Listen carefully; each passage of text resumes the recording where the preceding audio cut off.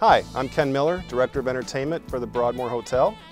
Welcome to Broadmoor Entertainment's Interview Cafe.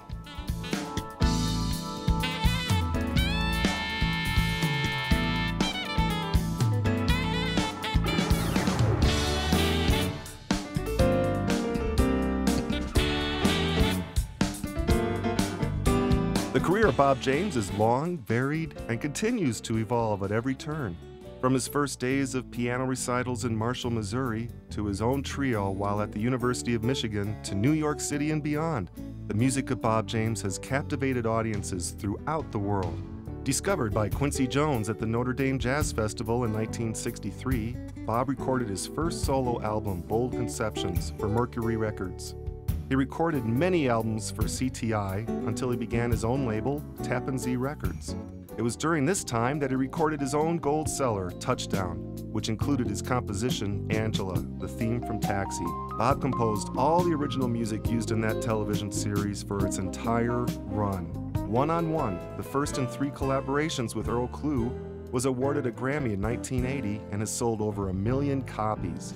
A different aspect of the musical talent of Bob James was demonstrated on his 3 classical albums recorded for the CBS Masterworks division. In 1985, Bob moved to Warner Brothers Records and has recorded with a who's who list of amazing artists to include David Sanborn, Harvey Mason Jr., Lee Ritenour, Nathan East, Larry Carlton, Kirk Whalum, Paul Brown, Kiko Matsui, Joe Sample, Dave Holland, and the list just goes on and on. He has recorded 11 CDs with the group Foreplay. Some of his awards include 2 Grammys, Jazz Artist of the Year in Cashbox, Jazz Producer of the Year in Cashbox. ASCAP named the theme from Taxi as one of the top 10 TV themes in history. He has an Oasis Lifetime Achievement Award at the first National Smooth Jazz Awards. Bob is a true American, legendary artist.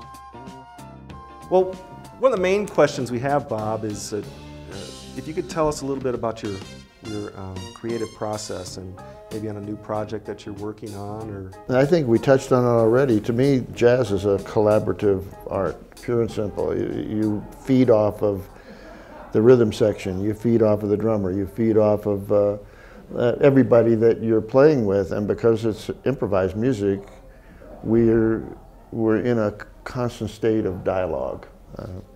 I'm just off of finishing sound check rehearsal with the guys that I'm going to be performing with tonight, and I know them all pretty well except for Nelson Rangel, who's joining up with us, and I'm just meeting him in person for the first time today.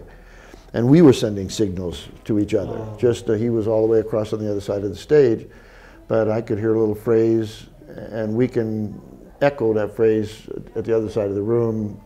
It's like saying, "Hey, I'm over here, you know, I'm listening to you."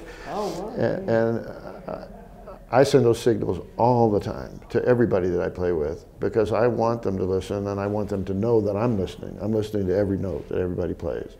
And I know it real fast if they're not listening, because a lot of people have practiced and they've got their blinders on and they're going to play what they're going to play regardless of what.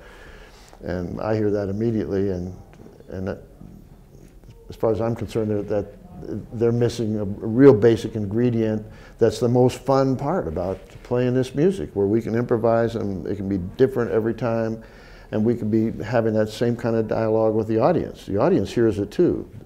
They may know our records and they hear us play live, and they hear something maybe completely different from the recording, and it might catch them a little bit by surprise, but then if we're doing our job, we can take them on this adventure. So you're going to hear something that we don't even know what we're going to do until it happens. The other question I have for you is your thoughts on this place, the Broadmoor.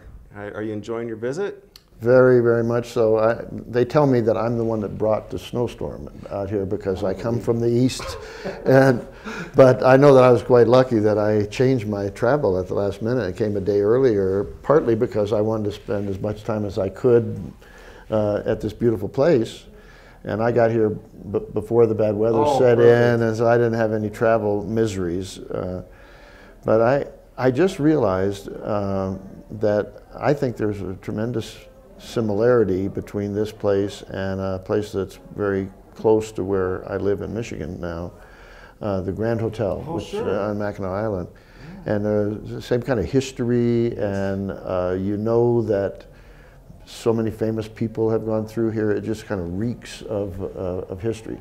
And that's what I love about being here, just wandering around and looking at the space. The rooms are so much bigger and the ceilings are so much higher and everything is more expansive than you would ever see in today's world. So I love being here, and now that Earl has had this fantastic event, we're part of our own little miniature history that's what, 6 or 7 years into it, and now it's just, yeah, that's fantastic. And they just signed up for the 7th year too, so that's it's really wonderful for us. I just want to thank you so much for your time today, and all of us are so grateful you're here to play for us tonight. I'm such a big fan, and I'm sitting next to BobJames. You know, it's just wonderful. No big deal. Well, it's big for us. We're both lucky to be part of this event. I feel very fortunate to have been a close friend of Earl's for so long. We've made a lot of great music together, and every time I get back with him, it's just a kind of instant rapport that we have, and I hope we can keep doing it for many, many more years. Oh, so do we. Well, thanks again. Thanks for your time. Thank Appreciate it.